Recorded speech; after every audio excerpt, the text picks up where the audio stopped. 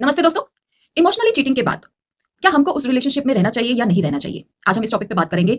अगर वीडियो पसंद आए तो प्लीज चैनल को सब्सक्राइब जरूर कीजिएगा, लाइक जरूर कीजिएगा, कमेंट जरूर कीजिएगा और शेयर जरूर कीजिएगा, क्योंकि आपके शेयर से किसी को इस वीडियो के माध्यम से जो है मदद मिल सकती है। तो चलिए स्टार्ट करते हैं। जब चीटिंग जो है फिजिकल ना होकर इमोशनली होती है तो उसमें ज्यादा दर्द होता है, क्योंकि उस दर्द को आप बयां जो है शब्दों में नहीं कर सकते हैं, लेकिन वो आपके पीस को जो है खा जाती है। तो उसके बाद सवाल एक ही उठता है, क्या उस रिलेशनशिप को हमें कंटिन्यू करना चाहिए या नहीं करना चाहिए? आज हम बात करेंगे उस फेस की जहां ट्रस्ट टूट चुका है, मगर आपका दिल जो है इस रिलेशनशिप को अभी तोड़ने को या छोड़ने को तैयार नहीं है। देखिए फ्रेंड्स, इमोशनली चीटिंग को कई लोग जो है चीटिंग नहीं मानते हैं, लेकिन मैंने आपको कल की वीडियो में बताया था इमोशनली चीटिंग जो है चीटिंग की कैटेगरी में आती है।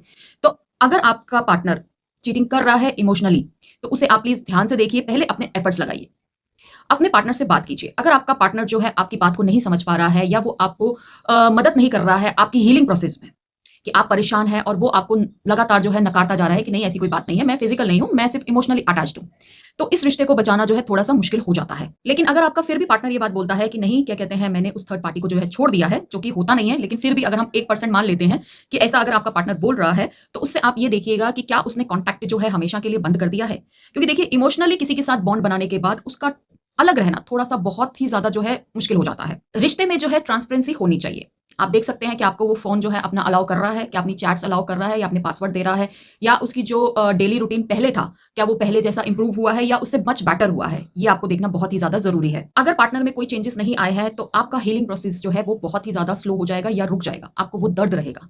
तो ये आप पर डिपेंड करता है कि आपने उस रिलेशनशिप में रहना है या नहीं रहना है।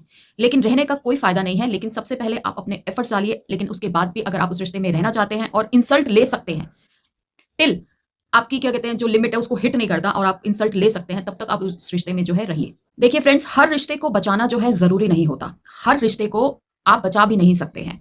अगर कोई रिश्ता ऐसा है जो आपको अंदर से एकदम तोड़ रहा है, एकदम खाली कर रहा है, आप अपने फ्रेंड से दूर हो रहे हैं, आप अपने कैरियर से दूर हो रहे हैं, आप अपने आप से दूर हो रहे हैं, आप अपनी फैमिली से दूर हो रहे हैं, तो उस रिश्ते को छोड़ना ही बेहतर रहता है। इसमें देखिए, सबसे पहले आपको अपनी सेल्फ रिस्पेक्ट और अपना पीस ऑफ माइंड चूज करना चाहिए।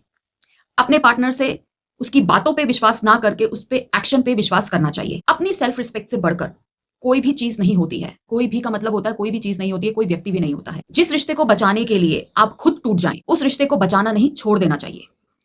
देखिए फ्रेंड्स, जब मैं ये चैनल बनाया था तो मैं वीडियोस अपलोड करती थी बिजनेस की, लेकिन कई लोगों ने मुझे ये बोला कि हमारा काम करने का तो मैम मन है, लेकिन हम लोग काम नहीं कर पा रहे हैं, हम लोग के पास कोई आइडिया नहीं होता है। जबकि मैंने बहुत सारे बिजनेस के आइडियाज दिए थे, वो दिए थे जो मैं खुद करती थी, और उसी में ही मैंने उनको ग्रो करना सिखाया था। लेकिन उसके बावजूद भी कई लोगों के कमेंट्स थे, कई लेडीज के, कई जेंट्स के कमेंट्स थे कि हमसे नहीं हो पा रहा है, हम करना तो चाहते हैं लेकिन हो नहीं पा रहा है।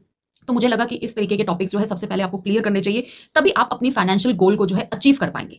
देखिए, आपके साथ कोई भी रिलेशनशिप हो सकता है, चाहे वो हस्बैंड वाइफ का हो, बॉयफ्रेंड गर्लफ्रेंड का हो, लवर्स का हो, लिविंग में हो, लेकिन कोई भी चीज आपको प्रैक्टिकली जो है रोक रही है अपने आप को आगे बढ़ने से, तो इसका मतलब वो रिलेशनशिप आपके लिए नहीं है। उस रिलेशनशिप को छोड़ना ही बेहतर रहता है। जब आपके पास फाइनेंस नहीं होंगे, आपकी नीड्स पूरी नहीं होंगी, तो आप डिप्रेशन में रहेंगे। आपके पास कोई भी ऐसा साधन नहीं होगा जहां से पैसा आ सके जब आपको पैसे की जरूरत होगी, क्योंकि सिंपल सा वर्ड मैं आज आपको बोलने जा रही हूं, पैसे का काम सिर्फ और सिर्फ पैसा कर सकता है। ना ही आपका प्यार कर सकता है, ना ही आपका यकीन कर सकता है, ना ही कुछ और कर सकता है। जब आप फाइनेंशियली ही किसी और पर डिपेंडेबल रहेंगे, इंडिपेंडेंट नहीं रहेंगे, तो वो आपको ना करके भी कहीं ना कहीं जलील करेगा। और यकीन मानिए, वो जब जलील करेगा ना, वो इस तरीके से जलील करेगा कि कुछ मतलब कि जब वो जलील कर रहा होगा ना, उस टाइम पे वो आपको जलालत नहीं लगेगी। लेकिन जब आप उसके साथ उब जाएंगे या उस रिलेशनशिप को छोड़ देंगे ना, तब आपको वो बातें याद आएंगी कि हाँ, इस टाइम पे इस बंदे ने मुझे ये बात बोली थी, लेकिन मैंने उस टाइम पे कुछ नहीं बोला। तो प्लीज, इस रिलेशनशिप में अगर आप जलील होना चाहते हैं तो कंटिन्यू कीजिए जब तक आपकी लिमिट जो है हिट नहीं हो जाती।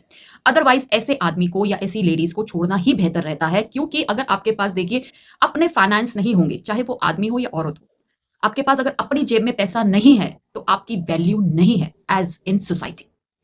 क्योंकि पैसा आज की डेट में सब कुछ है, सब कुछ का मतलब होता है सब कुछ। अगर आपको सर्वाइव करना है तो आपको पैसों की जरूरत पड़ेगी। तो इसलिए चीटिंग को समझिए, इमोशनल चीटिंग को समझिए, अपनी लाइफ में चेंजेस लाइए। जब तक आप अपनी लाइफ में चेंजेस नहीं लाएंगे, खुद में चेंजेस नहीं लाएंगे, आप लोग फाइनेंशियली कभी भी इंप्रूव नहीं कर सकते। आज मैं आपको एक छोटी सी कहानी बताती हूँ। देखिए मेरे पास एक केस आया था, तो मुझे सर ने बोला कि मेरी शादी को जो है नाना करके 26-28 साल हो चुके हैं, 25 साल का उनका लड़का है एक और लड़की जो है 22-23 साल की है और लड़का जो है वो अभी कुछ नहीं कर रहा है, वो अपनी माँ के इन्फ्लुएंस में है। चलिए कोई बात नहीं। तो उनका किसी बात पे अपनी वाइफ को लेकर जो है झगड़ा हो गया। झगड़ा हो गया तो उन्होंने मतलब कि काफ़ी ज़्यादा उनका आर्गुमेंट अपनी वाइफ के साथ बढ़ गया। तो मैंने उनसे सिंपल सा पूछा कि क्या आपकी वाइफ को आप पॉकेट मनी देते हैं? तो क्योंकि पैसे से रिलेटेड ही उनका झगड़ा था, तो उन्होंने बोला कि पॉकेट मनी? पॉकेट मनी क्यों देनी है? मैंने बोला क्यों? क्या आप अपनी वाइफ को पॉकेट मनी नहीं देते? क्या आप अपने बच्चों को पॉकेट मनी नहीं देते हैं? तो बोले हमारे यहाँ तो ये नहीं है कॉन्सेप्ट। तो मैंने उनसे पूछा कि आप पॉकेट मनी क्यों नहीं देते हैं? तो उन्होंने बोला कि मैं 30,000 जो है अप्रॉक्स हर महीने का कमाता हूँ। मैंने बोला चलो ठीक है कोई बात नहीं। मैंने कहा फैमिली में और कौन-कौन है? तो बोले भाई सर हम दोनों हैं, बच्चे हैं और मैं हूँ। मैंने बोला ठीक है आप अपना मतलब कि अगर 30,000 रुपीज़ कमाते हैं और 30,000 में उन्होंने ये बोला कि मैंने उसको ये बात बोल रखी है कि तू मुझे ना लिस्ट दे दे और लिस्ट में मैं तुझे 1-2 दिन में लाकर ना सामान दे दिया करूँगा, लेकिन मैं तुझे पैसे नहीं दे सकता। मैंने बोला चलो ठीक है कोई बात नहीं। अब आप ये बताइए कि आपकी वाइफ जो है आपसे पॉकेट मनी कितनी माँगती है? तो उन्होंने बोला कि मेरे से मेरी वाइफ जो है ₹2,000 पॉकेट मनी माँगती है। आई वाज़ वेरी शॉक्ड कि 30,000 कमाने वाला आदमी वो ये बात बोल रहा है अपनी 26-27 साल की शादी में कि मैं ₹2,000 अपनी बीवी को पॉकेट मनी नहीं दे सकता। चलिए, फिर उन्होंने एक सवाल बोला मेरे को कि भाई ना मेरी वाइफ ने ना मेरे से कोई क्वेश्चन पूछा था। मैंने बताइए आप अगर आप बताना चाहते हैं कंफर्टेबल है? तो उन्होंने बोला हाँ, मैं कंफर्टेबल हूँ। तो बोले कि ना हमारे पास जो है 2024 में जो है पैसा आया है। मैंने बोला बहुत अच्छी बात है, कहाँ से आया आपको वो पैसा और कितना पैसा आया? अगर आप कंफर्टेबल है तो आप बता सकते हैं। तो उन्होंने बोला हाँ, ठीक है। तो उन्होंने बताया कि मेरे फादर ने जो है कोई प्रॉपर्टी ली थी 18 लाख समथिंग की, तो वो प्रॉपर्टी का जो है हमको अच्छा पैसा मिला, तो वो 2 ढाई करोड़ रुपए की प्रॉपर्टी हमारी अब सेल हो चुकी है। मैंने बोला बहुत ही अच्छी बात है। तो कह रहा है एक प्रॉपर्टी हमारी जो है मतलब कि पूरी फैमिली की थी, तो उसमें से हमारे को हिस्सा मिला है, तो उसमें भी हमारे को 2 ढाई 3 करोड़ रुपया मिला है। तो अप्रॉक्स उन्होंने जो अपना पैसा बताया वो बताया 6 साढ़े 6 करोड़ रुपया जो है उनको मिला है सन 24 में और उससे पहले जो है वो मतलब कि हैंड टू माउथ थे, मिडिल क्लास फैमिली थी, कमाते थे और वो करते थे। यानी कि 25-26 साल जो है लेडीज ने सैक्रिफाइस किया, ठीक है? वो नजरअंदाज नहीं है। मैंने बोला इसमें वाइफ ने आपसे क्या सवाल पूछा? तो उन्होंने पूछा कि ना तुमने ये पैसा आया है तो ये पैसा कहाँ गया? तो कह रहा है उनका पूछने का क्या राइट बोलता है? मैंने बोला ठीक है। मैंने बोला अच्छा चलो ठीक है, क्या कहते हैं अगर उनका पूछने का कोई राइट नहीं बनता है तो आप ये बता दीजिए वो राइट किसका बनता है? आपसे पूछने का कि आपका वो मतलब ये जो पैसा है वो कहाँ गया? तो कहता मैंने तभी बता दिया तो उन्होंने बोल दिया कि तुमने जो 1 सीआर है ना वो बिज़नेस पे लगा दिया। चलिए ठीक है, अगर आपने 1 सीआर लगा दिया और बाकी के पैसे को भी जो है आपने एडजस्ट कर लिया और उसने पूछ लिया, तो क्या गलती हुई? चलिए, फिर मैंने उनको बोला मैंने बोला अगर आपकी वाइफ आपसे ये सवाल नहीं पूछेगी तो कौन पूछेगा? आपकी पड़ोसन पूछेगी या राह चलता आदमी पूछेगा? 26-27 साल आपकी वाइफ ने आपके साथ संघर्ष किया, आपके संघर्ष में साथ दिया, आज आपके पास 4 पैसे आ गए, तो आप उसमें से ₹2,000 अपनी वाइफ को एज़ अ पॉकेट मनी नहीं दे सकते। तो बोला मैं सामान लाके दे रहा हूँ। अरे भाई, उसका खाने का मन है पिज़्ज़ा, ठीक है? तुमने उसको सामान लाके दे दिया डोसे के बैटर का। क्यों? अगर उसके पास पॉकेट मनी हो, तो क्या वो अपनी पसंद का ₹100 का पिज़्ज़ा नहीं खा सकती? अभी आप ये मत बोलिएगा कि ₹100 का पिज़्ज़ा नहीं मिलता है, सब कुछ मिलता है, ₹500 का पिज़्ज़ा भी है और ₹2,000 तक का भी पिज़्ज़ा है।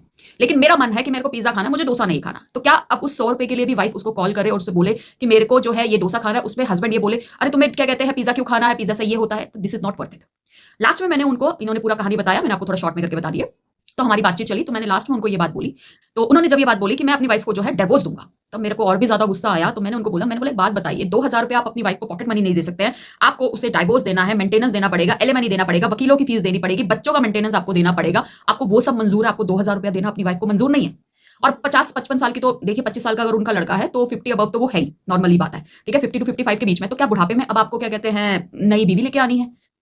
तो तब उनको ये बात जो है थोड़ी-सी अखरी और उन्होंने बोला अच्छा ठीक है मैडम मैं आपसे बाद में बात करता हूँ। चलिए ठीक है। तो वो हमारा मैटर जो है क्लोज़ हो गया। ये मैंने आपको छोटी-सी जो है स्टोरी सुनाई थी कि जब इसका मतलब ये है कि अगर आपके फाइनेंस कमज़ोर है तो सामने वाला आपको कमज़ोर ज़रूर करेगा। हर किसी के लिए हर रिलेशनशिप नहीं होता। कुछ चीज़ें अपनी एक्सेप्ट करनी पड़ती है और उस रिलेशनशिप को जो है त्यागना पड़ता है। या तो आप उस रिलेशनशिप में रह लीजिए या फिर जो है अपने दर्द में रह लीजिए। चलिए उम्मीद है आपको आज का वीडियो पसंद आएगा तो चैनल को सब्सक्राइब ज़रूर कीजिएगा। नमस्ते।